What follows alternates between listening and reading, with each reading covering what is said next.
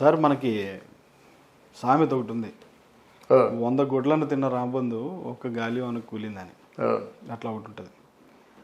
Ring తిప్పుదాం అనుకుంటే కంగు తిన్నట్టుగా అయింది మన ప్రొడ్యూసర్ దిల్ రాజు గారి సిచ్యువేషన్ చూస్తే.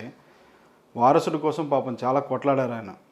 అంటే ఇట్లా నిలబెట్టాలి, సంక్రాంతిలోనే ఇట్లా విడుదల చేయాలి, ఒకేసారి విడుదల చేయాలి, ఇవన్నీ నానా రకాల కాంట్రవర్సీస్ అన్నీ మనం చూసాం, అన్నీ చూసాం. కానీ ఇప్పుడు తీరా టాక్ చూసినా కానీ, ఆ సినిమాకి సంబంధించి చూసినా కానీ వారసుడు, ఇక అది మరి మీరే చెప్పాలి. ఇక ఆ విశ్లేషణ, వారసుడిపై విశ్లేషణ మీరే చెప్పాలి. కానీ ఇంతవరకు ఎప్పుడూ కూడా అంచనా తప్పని, అపజయం లేకుండా అంచనా తప్పని దిల్ రాజు గారు అంచనా తొలిసారి తప్పిందని అనుకోవచ్చా? అంటే ఆయనకి ఓవర్ కాన్ఫిడెన్స్ ఎక్కువైందండి.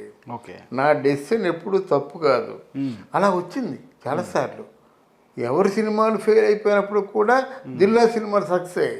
అవును, అందువల్ల ఓవర్ కాన్ఫిడెన్స్ వచ్చింది. మరి ఆ సినిమా చూసాడో చూడలేదు, చూస్తే ఆ సినిమా ఎంపిక చేసుకోడు. కానీ ఏంటంటే అక్కడ ఆయనకు ఒక ఇంప్రెషన్ ఉంది. అంటే చెన్నపట్నంలో విజయ్ అందరికంటే పెద్ద ఆర్టిస్టు, అజిత్ కంటే పెద్ద ఆర్టిస్టు విజయ్ కాదు. ఈవెన్ అజిత్ కంటే పెద్ద ఆర్టిస్టు రజనీకాంత్ కూడా కాదు. ఈరోజు సార్ ఈరోజు talk of the Kollywood is Ajith. Okay, అసలు మేకప్ ఉండదు, ఆ హెయిర్కి కలర్ వేయడు, అలా ఉంటే క్యారెక్టర్ అలా దిగిపోద్ది అంతే. ఆ క్యారెక్టర్కి ప్రాణం పోస్తాడు అన్నమాట, న్యాచురల్గా ఉంటుంది. ప్రాణం పోస్తాడు, ప్రాణ ప్రతిష్ఠ చేస్తాడు. ఆయనతో కంపేర్ చేసుకుంటే విజయ్ చాలా మంచి ఆర్టిస్ట్ అనుకున్నప్పుడే ఈ తాలూకు ఎక్స్పెక్టేషన్ సగం పోయింది. తర్వాత పెద్ద ఆర్టిస్టులు ఇద్దరు వస్తున్నారు కదా, 2 అడుగులు వెనక్కి జరగచ్చుగా.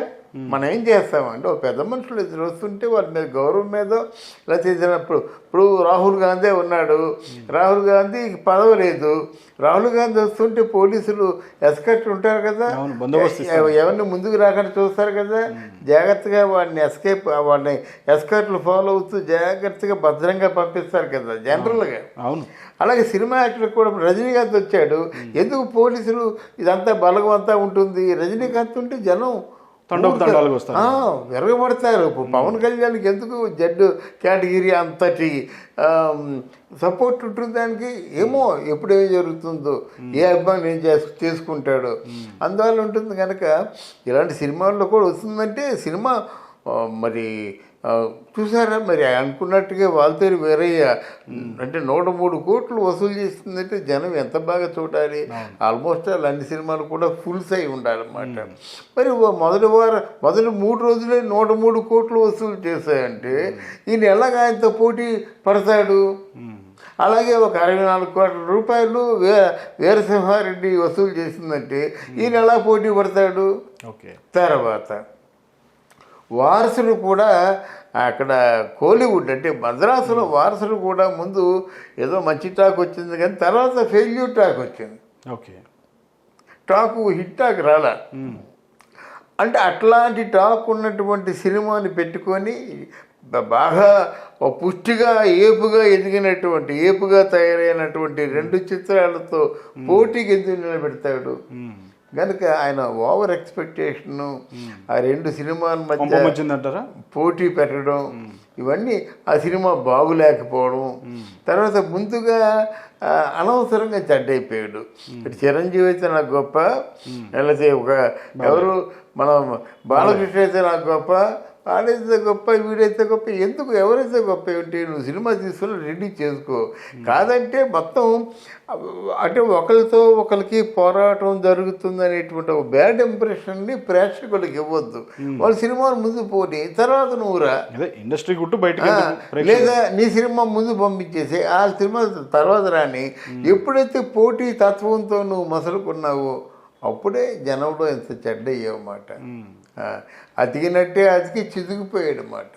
అది మరి దిల్ రాజు గారి తాలూకు ఆయన అది ఓవర్ కాన్ఫిడెన్స్. కానీ అసలు ఇప్పుడు వరకు ఆయన ఎక్కడ కూడా రాలేదు, భంగపాటు గురైంది లేదు. అవునవును, ఇప్పుడు భంగపాటు గురెందుకు ఏంటంటే అదే సార్, సంక్రాంతిలో రింగు తిప్పుదాం అనుకుంటే కంగు తిన్నాడు. దానికి ఏమవుతుందో తెలియదు, కానీ మొత్తాన్ని దెబ్బతిన్నాడు. దిల్ రాజు దెబ్బతిన్నాడు. ఏమైనా సూచన చేస్తారా? ఏమండి మార్చుకోవాల్సింది? మార్చుకోవాల్సింది సినిమా అనేది ఒకటండి మన అంటే ఆ సినిమా ఎంపికలోనే ప్రధానంగా mistake జరిగింది అంటారా? చెప్పింది వినండి. ఏంటండి మన తెలుగులో యాక్టర్సే లేరండి. మరి పుష్ప అర్జున్ మంచి యాక్టర్ కదా, ప్రభాస్ మంచి యాక్టర్ కదా, తారక్ మంచి యాక్టర్ కదా, అలాగా రామ్ చరణ్ మంచి యాక్టర్ కదా, ఎవరు మంచి యాక్టర్ కాదు, చిరంజీవి మంచి యాక్టర్ కదా, మరి వీళ్ళందరూ ఆర్టిస్టుల్లా కనబడటం అందరూ లేదు. బిజీగా ఉన్నారంట కదా సార్, ఆయన దిల్ రాజు గారు ఎక్కడ అన్నారు కదా, అదేనండి అందరూ బిజీగా ఉన్నారు. అదంతా కబుర్లు అండి, ఇవన్నీ కబుర్లు. కానీ వీళ్ళకి సినిమా ఆర్టిస్టులు ముందు వెళ్ళినట్టయితే చాలా బిజీగా ఉన్నానంటారండి, ప్రాపర్ అప్రోచ్ ఉన్నట్టయితే చూద్దామంటాడండి. తర్వాత వారం అయ్యి మొత్తం ఒక బల్క్గా మొట్టమొదటిసారిగా సినిమా సరిపడగా అడ్వాన్స్ ఇచ్చేసినట్టయితే ముహూర్తం పెట్టేస్తాడు, ఆయన ముహూర్తం పెట్టిస్తాడు మీకు. అంటే ఇలా జరుగుతుంది. మీకు ఎన్టీ రామారావు గారి సందర్భం వచ్చింది కదా చెప్తాను, చెప్పండి. అది శృంగార రాముడు. ఓకే. రియాజ్ భాషని ఇది అబుదాబి దుబాయ్ నుంచి వచ్చాడనమాట. దుబాయ్ నుంచి వచ్చిన తర్వాత సినిమా అడిగాడు. ఎప్పుడు అడవి రాముడు సినిమా అయిపోయిన తర్వాత, మన సర్కస్ రాముడు అయిపోయిన తర్వాత ఇంకా రాముడు పడుతున్నారన్నమాట. అప్పుడు ఈయన వచ్చి సినిమా చేయమని అడిగాడు అన్నమాట. ఎవరు వీరంటే చెప్పుకొచ్చారు, పెదకోటీశ్వరరావు ఉండేవాడు. అయ్యా దుబాయ్ నుంచి వచ్చాడు అయ్యా, చాలా మంచి అమౌంట్ ఉందయ్యా, ఇప్పుడు ఈయన మీకు సర్దార్ పాపారాయుడికి ఆయన 6 lakhs ఇచ్చారు కానీ ఈయన 8 lakhs ఇవ్వడానికి సిద్ధపడ్డాడు అయ్యా అని చెప్పేసరికి తర్వాత అచ్చా అంటాడు ఎక్కువ.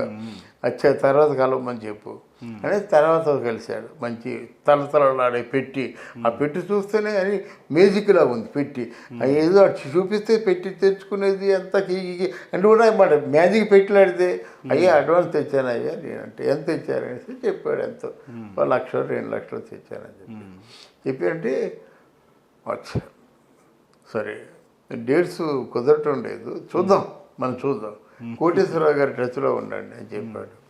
తర్వాత 3వసారికి ఆడి మండింది, ఇదేంటి నేను పెద్ద నవాబుని కదా, అక్కడ పెద్ద నేను రాజాను కదా, నన్ను ఎలా చేస్తారా అని చెప్పేసి 8 లక్షల రూపాయలు సూట్ కేసు తెరిచేసరికి మొత్తం డబ్బు. సరికి ఈయన ఏం చేశాడు, అచ్చా అని చెప్పేసి ఆ పెట్టితో సైతం లోన పంపించేసాడు. పంపించేసి ఏ సినిమా అనుకుంటున్నారంటే రాముడు అండి, అంటే శృంగార రాముడు మంచి హిట్ మీద ఉండేవాడు ఎన్టీ రామారావు గారు. పాటలు అంటే ఇంకా రెచ్చిపోయి పాటలు పాడేవాడు అన్నమాట. ఆ సలీం మాస్టర్ ఈయన కలిస్తే పండగే. శృంగార రాముడు అని చెప్పి అంతకుముందు డైరెక్షన్ చేస్తానని ఆయనతో వచ్చిన వాడు ప్రత్యేకాత్మ వాసు అని ఉండేవాడు. ఆయన వాసుని డైరెక్టర్ పెట్టుకోండి అని చెప్పాడు. ఈయన లేవటం లేదు, ఎందుకంటే ఆ పెట్టి కావాలా. ఈయన పెట్టితో సైతం తీసుకెళ్ళిపోయాడు.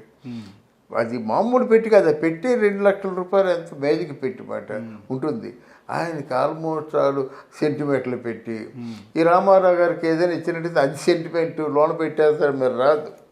అది కోటేశ్వరరావు గారి దగ్గర వచ్చి ఏమండి నాకు డబ్బులు అన్నీ ఇచ్చేసాను కదా, పెట్టి నాకు ఇచ్చేయమనండి అని చెప్పినట్టు, అలా అదేం కుదరదే పెట్టా, నువ్వు ఏదో ప్రేమగా ఇచ్చావు, ఆ పెట్టి గురించి ఆలోచిస్తావు ఏంటి అంటే, లేదు 2 లక్షలు డబ్బులు ఇస్తానండి, 10 లక్షలు రౌండ్ ఫిగర్ చేసేస్తాను, 2 లక్షలు ఇస్తానన్నా సరే అమ్మో రామారావు గారు ఒప్పుకుంటున్నా, లేదండి అది అమ్మ తారకంకి ఇచ్చేస్తాం, అది ఆవిడ చూసుకుంటుంది, మళ్ళీ ఆవిడ అడగడం బాగుండదు, వెళ్ళండి నమస్తే. ఇదంతా ఎందుకు చెప్పారంటే, ఒక బ్రీఫ్ కేసు అంటే డబ్బు వచ్చినట్టయితే డేట్స్ లేకపోయినా సరే డేట్స్ తండుకు వస్తాయి, పుట్టుకు వస్తాయి అన్నమాట. అవి దిల్ రాజు తాలూకు ఆయన ఆర్గ్యుమెంట్ కరెక్ట్ కాదు. ఎప్పటి నుంచి మొన్న వచ్చాడు దిల్ రాజు, అంతకుముందు ఎంతమంది కాసులతోనే కాలం అంటారా, కాసులతోనే అంతే. ఎంతమంది ఎలాంటి డైరెక్టర్ ప్రొడ్యూసర్లు ఉండేవారండి. జగపతి చిన్న ప్రొడ్యూసరా, సురేష్ చిన్న ప్రొడ్యూసరా, పిఏపి చిన్న ప్రొడ్యూసరా, బాబు మూవీస్ చెప్తే తనివితే ఒళ్ళు పులకించిపోద్ది అన్నమాట. అందుకే నేను ఆ రోజుల గురించి తెలుసుకుంటే ఎంతెంత గొప్ప ప్రొడ్యూసర్లు ఎలా సినిమాలు చేసేవారు, బాకీ అనే మాట. ఆయన నిర్ణయం తొలిసారి తప్పటడుగు వేశారంటారు. అవును, ఆయన కొంచెం అది అతి నమ్మకం వచ్చాస ఓవర్ కాన్ఫిడెన్స్ అలా చేసింది. అది ఇక ముందు ఈ ఓవర్ కాన్ఫిడెన్స్ మనం చెప్పినా చేయలేండి, అంత చాలా జాగ్రత్తగా చాలా జాగ్రత్త పరుడే కదా సార్ ఆయన. ఆయన దర్బార్లో కథలు రాయించేవాడు, ఆయన దర్బార్లో డైలాగ్స్ రాయించేవాడు, ఆయన దర్బార్లో ఆల్మోస్ట్ ఆ స్టోరీలు రోజు ఆయన చదివి ఎవరో రైటర్ చదివినిపిస్తుంటే దాన్ని సరిచేసేవాడు. అంటే ఒకటి సార్ ఇక్కడ ఎట్లా అంటే సినిమా హీరోని చూసి కొంతమంది ప్రేక్షకులు వెళ్తారు, హీరోయిన్ లేకపోతే క్యారెక్టర్లో ఉన్నటువంటి క్యారెక్టర్స్ని చూసి కొంతమంది ప్రేక్షకులు, డైరెక్టర్ని చూసో కానీ ప్రొడ్యూసర్ ఈ సినిమా టేక్ ఓవర్ చేశాడు అంటే ఖచ్చితంగా ఈ సినిమా హిట్ అనేటువంటి ఒక పాజిటివ్ టాక్ ఉంటుంది అనేటువంటి టాక్ తెచ్చుకున్నారు దిల్ రాజు గారు. అంత కామెడీ ఏం కాదు, ఎందుకంటే ఆయన అంత పర్ఫెక్ట్గా ఏదైనా కానీ చూసుకొని దాన్ని మొత్తం క్రాస్ చెక్ చేసుకున్న తర్వాత పోస్ట్ మార్టం చేసుకున్న తర్వాతే ఆయన ఇది చేస్తారు. కానీ ఫస్ట్ టైం కంగు తిన్నారు. అవును, అంతే కదా sir. Thank you very much sir. Thank you అమ్మా, థ్యాంక్ యూ.